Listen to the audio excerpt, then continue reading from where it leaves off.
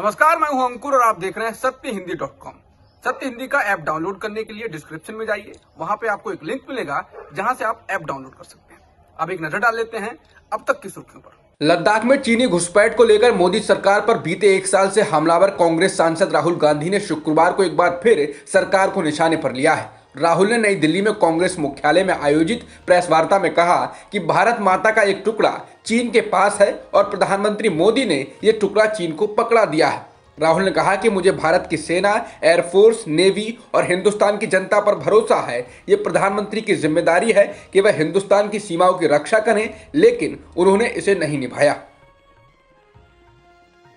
राहुल ने कहा कि चीन के साथ जो हमारी बातचीत की पोजीशन थी, स्टेटस को एंटी 2020, उसे सरकार भूल गई। कांग्रेस सांसद ने कहा यह पूरी तरह कायरता है। प्रधानमंत्री मोदी कायर हैं और वे चीन के सामने खड़े नहीं हो सकते हैं। राहुल ने कहा कि मोदी सैनिकों की शहादत के साथ धोखा कर रहे हैं और हिंदुस्तान का कोई भी व्यक्ति इसे स्वीकार नहीं करेगा। उन्होंने कहा कि सरकार को उनके सवालों के जवाब देने चाहिए।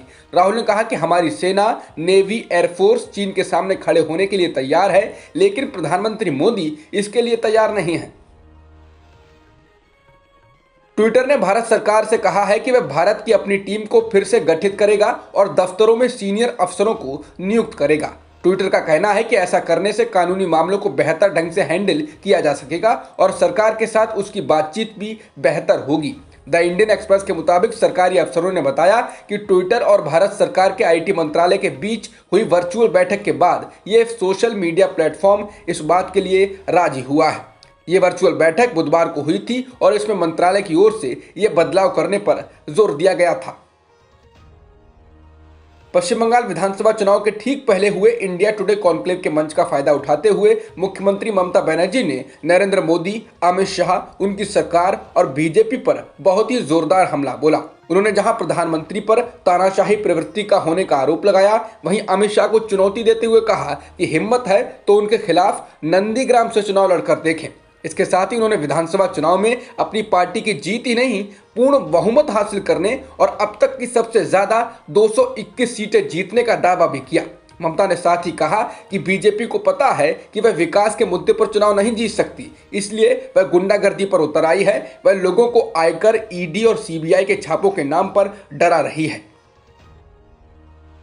इंडिया टुडे कॉन्क्लेव के मंच से गृहमंत्री अमित शाह ने भी ममता बनर्जी पर निशाना साधा। अमित शाह ने कहा कि मैं बंगाल में ममता सरकार को उखाड़ने ही आया हूं, संभालने नहीं आया हूं। यहां बीजेपी की सरकार तभी आ सकती है जब टीएमसी सरकार को उखाड़ कर फेंका जाए। ममता जी की सरकार ठीक से नहीं चल रही है, जनता इस सरकार को उखाड़ कर फेंक देगी। हमारी ममता दीदी से कोई कड़वाहट नहीं है, मगर उनके राज्य में भ्रष्टाचार हो रहा है, उससे उन्हें चिढ़ होती है, तो कोई और क्या कर सकता है। करीब 80 दिनों से जारी किसान आंदोलन को अब किसान महापंचायतों के जरिए धार दी जा रही है और अब इन महापंचायतों को लगातार अलग अलग राज्यों में करने की पूरी तैयारी किसानों ने कर ली है। किसान नेता दर्शन पाल के मुताबिक उत्तर प्रदेश के मुरादाबाद में 12 फरवरी, हरियाणा के बहादुरगढ़ में 13 फरवरी, राजस्थान के श्रीगंगानगर में 18 फरवरी, राजस्थान के ही हनुमानगढ़ में 19 फरवरी और सीकर में 23 फरवरी को महापंचायत का आयोजन किया जाएगा।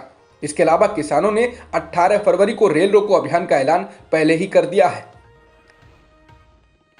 प्रधानमंत्री मोदी और कनाडा के प्रधानमंत्री जस्टिन ट्रूडो के बीच हुई फोन पर बातचीत के बाद कनाडा की ओर से कहा गया है कि बातचीत के दौरान दोनों नेताओं ने कनाडा और भारत के लोकतांत्रिक मूल्यों को लेकर भी चर्चा की।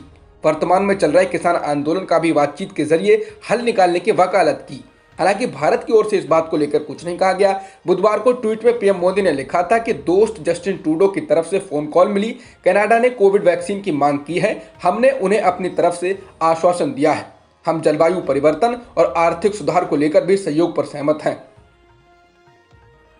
तमिलनाडु में सत्ताधारी पार्टी एआईएडीएमके ने बीजेपी के साथ गठबंधन किया है, लेकिन इसको लेकर राज्य के मुख्यमंत्री इडापट्टी के पलानीस्वामी ने कहा है कि गठबंधन से मुसलमानों को डरने की जरूरत नहीं है, क्योंकि उन पर इसका प्रभाव नहीं पड़ने वाला है। उन्होंने कहा कि गठबंधन एक अलग बात है और विचारधारा अलग बात है। गठबंधन बदलते रहते हैं क्योंकि वह राजनीतिक उद्देश्यों के लिए बनते हैं। हालांकि उन्होंने गठबंधन कहते हुए किसी भी पार्टी का नाम नहीं लिया, लेकिन एआईएडीएमके बीजेपी के साथ गठबंधन में चुनाव लड़ती है। म्यांमार में छठे दिन भी लोगों ने सड़कों पर उतरकर सैन्य तख्तापलट के खिलाफ विरोध प्रदर्शन जारी रखा। वहीं इस दौरान अमेरिका के राष्ट्रपति जो बाइडेन ने कार्यकारी आदेश जारी कर म्यांमार की सैन्य सरकार पर कुछ प्रतिबंध लगाए। बाइडेन ने म्यांमार के सैन्य अधिकारियों की अमेरिका में करीब $1 अरब की संपत्ति तक पहुंच प्रतिबंधित कर दी और आगे और कदम उठाने का वादा किया। इसके अलावा अन्य देशों ने भी म्यांमार की तानाशाह सेना के साथ राजनयिक संबंधों में कटौती करने और आर्थिक प्रतिबंध लगाने के संकेत दिए। इनमें न्यूजीलैंड, मलेशिया, इंडोनेशिया, ब्रुनेई और यूरोपीय यूनियन के देश शामिल हैं। अब तक की खबरों में इतना ही। बाकी खबरों के लिए बने रहिए सत्यहिंदी.com के साथ। सत्य हिंदी का ऐप डाउनलोड करें गूगल प्ले स्टोर पर।